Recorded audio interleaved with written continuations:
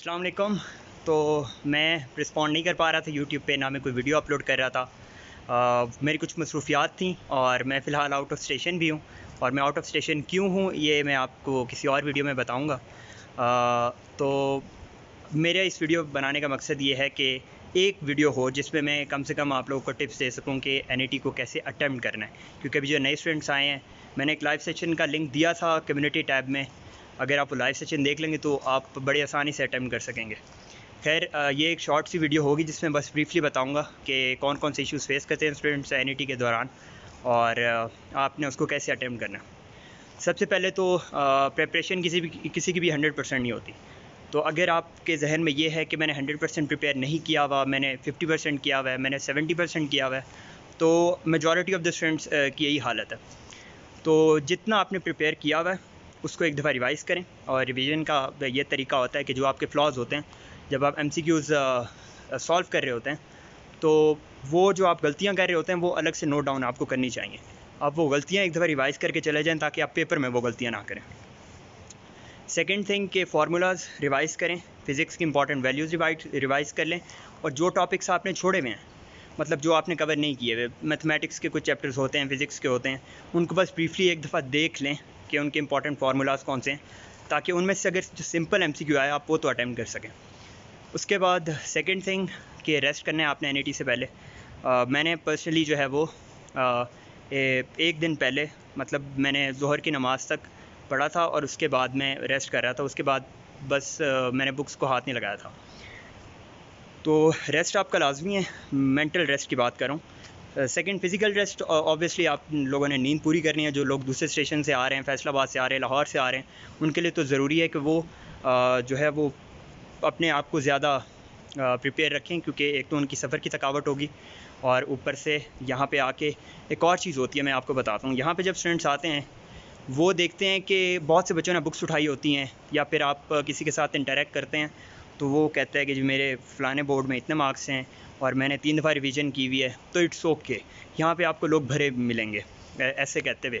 और जो आपका एडमिशन है वो आपकी परफॉर्मेंस की बेस पे होगा, जो आप एनईटी हॉल के अंदर देंगे।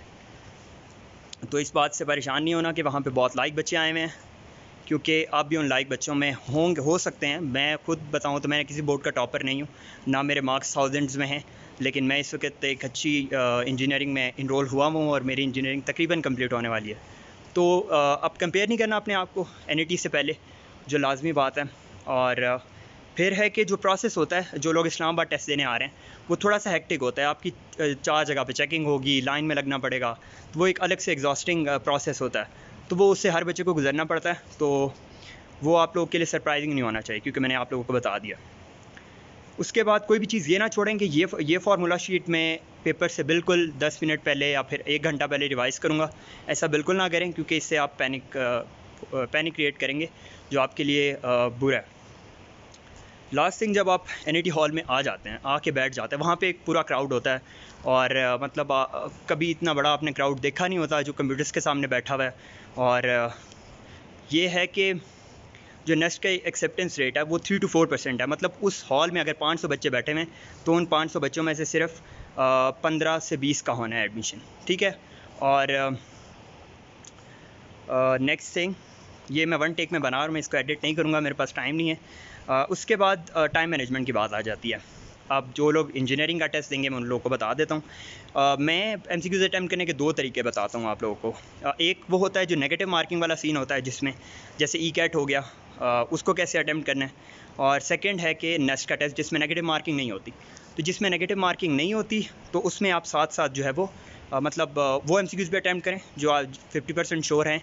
अब 3 घंटे का टेस्ट होता है और 3 घंटे में सबसे पहले आपने अटैम्प्ट करना है जो आपका स्ट्रॉन्ग पोर्शन है। अगर आपको अभी तक नहीं पता कि आपका स्ट्रॉन्ग पोर्शन कौन सा है तो फिर आप मैथ्स अटैम्प्ट करें, फिर उसके बाद आईक्यू कर लें, और फिर फ़िज़िक्स, केमिस्ट्री और इंग्लिश। केमिस्ट्री और इंग्लिश में इतना टाइम वेस्ट नहीं करना आप लोगों ने। और मैथ्स के पोर्शन में सॉल्व होने वाले एमसीक्यूज़ होते हैं, कुछ में ट्रिक्स लगती हैं। अगर आपने ट्रिक्स नहीं सीखी तो आपका टाइम लगेगा। मैंने एक बुक का लिंक भी शेयर किया था, तो वहाँ से आप वो बुक अगर पढ़ लेते तो आपके काफ़ी एमसीक्यूज़ अटैम्प्ट हो जाने थे शॉर्ट ट्रिक से।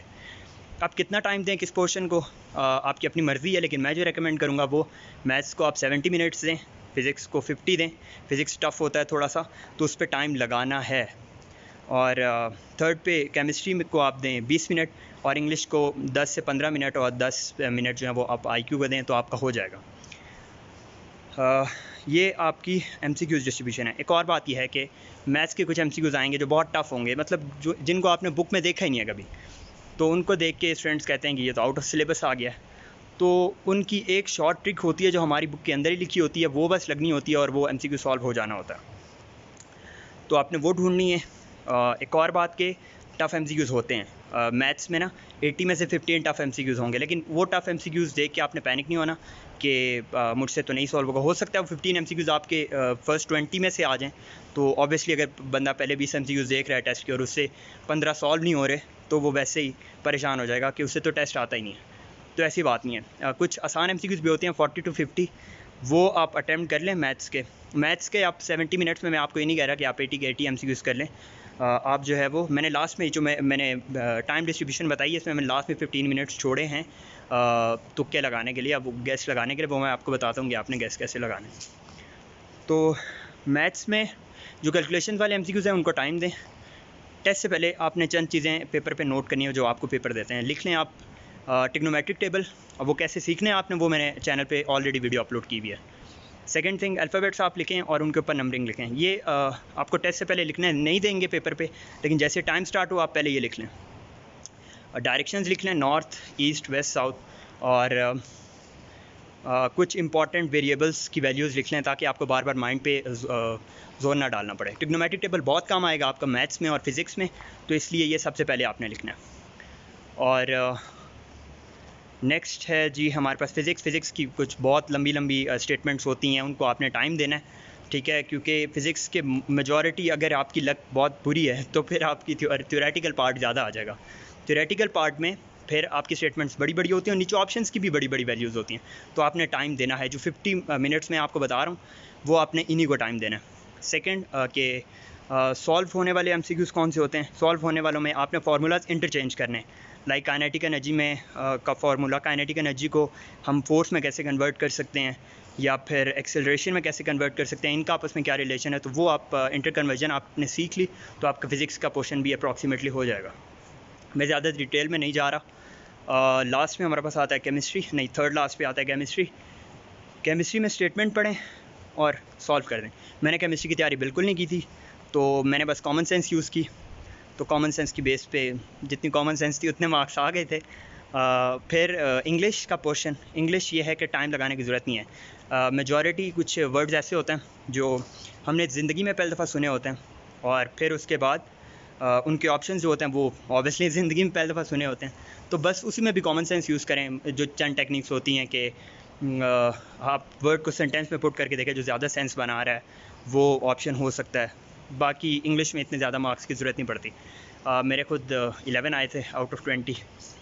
लास्ट में IQ के फ्री मार्क्स होते हैं, अगर आप उसको टाइम देते हैं, आपने प्रैक्टिस की हुई है यूट्यूब से, तो IQ में आप 10/10 ले सकते हैं। मैंने लिए हुए, मेजॉरिटी ऑफ द स्टूडेंट्स ने लिए हुए। और टोटल आपको चाहिए 145 प्लस अगर आप रेप्यूटेबल इंजीनियरिंग में आना चाहते हैं नेस्ट मेन कैंपस में। लेकिन अगर आपके मैं जब तैयारी कर रहा था ना, तो मैंने मैथ्स की बहुत अच्छी तैयारी की हुई थी। जब मैंने मैथ्स का पोर्शन अटैम्प्ट किया तो मुझे आइडिया हो गया था कि मेरा एडमिशन हो जाएगा। फ़िज़िक्स का पोर्शन अटैम्प्ट किया, मैथ्स में मेरे 67 थे आउट ऑफ 80, और उसमें मैंने 3 ब्लंडर्स मारे थे। वो बहुत बुरे थे। मैंने रिवीजन में जाके, वो जो आप टिक करते हैं रिव्यू में, उसमें जाके मैंने वो चेंज किए थे, मुझे नहीं करने चाहिए थे। ये आपका टेस्ट अगर हो जाता है, और लास्ट में गैसेस आपने कैसे करना है, लास्ट में गैस आपने ये करना है कि MCQs पे थोड़ा सा सोचना है। अगर आप 2 ऑप्शन पे कंफ्यूज हैं तो जो आपको ज़्यादा सही लग रहा है उसको टिक करें। और अगर आपको बिल्कुल ही कुछ नहीं आता, मतलब कि कोई आपको, मतलब आप रिलेट ही नहीं कर सकते उस क्वेश्चन से, तो आप एक ही ऑप्शन पे लगाते रहे, लाइक B, या सबका B लगा दें, सबका C लगा दें। B-C की रेशो ज़्यादा होती है, वो आप टेस्ट के दौरान देख लेंगे आपके टेस्ट में ज़्यादा ट्रेंड क्या बन रहा है। खैर ये मैं बिल्कुल रेकमेंड नहीं करूँगा, लेकिन लास्ट में आपने अटैम्प्ट सारे करने हैं, क्योंकि नेगेटिव मार्किंग नहीं है। तो बाद में स्टूडेंट्स कहते हैं कि जी हमारे 130 मार्क्स हैं और हम 30 MCQs अटैम्प्ट ही नहीं कर सके, तो वो आप लाजमी करें, क्योंकि एक एक मार्क्स से आपका एडमिशन जो है वो डिसाइड होगा। और इसके अलावा जो आपकी क्वेरीज़ हैं मुझे कमेंट करके बता दें, मैं 1 टेक में वीडियो शूट कर सकता हूँ यहाँ पे, और फिर मैं अपलोड कर सकता हूँ। और जो लोग इंस्टाग्राम पे फॉलो करना चाहते हो इंस्टाग्राम पे कर लें, द अली साजिद जो है वो यूज़र नेम है, आप वैसे सर्च करेंगे आ जाएगा। और गुड लक एंड अल्लाह हाफ़िज़।